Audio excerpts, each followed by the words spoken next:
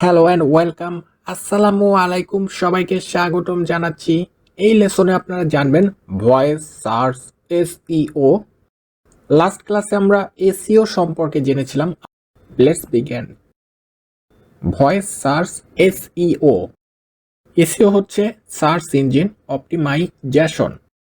Voice search SEO হলো এমন একটি আধুনিক এসইও কৌশল যেখানে মানুষ যেভাবে মুখের কথা বলে প্রশ্ন করে ঠিক সেইভাবে কন্টেন্ট অপটিমাইজ করা হয়, যেন আপনার কন্টেন্টটি গুগল অ্যাসিস্ট্যান্ট, সিরি, অ্যালেক্সা বা ভয়েস সার্চ এ দেখায় বা পড়ে শোনায়।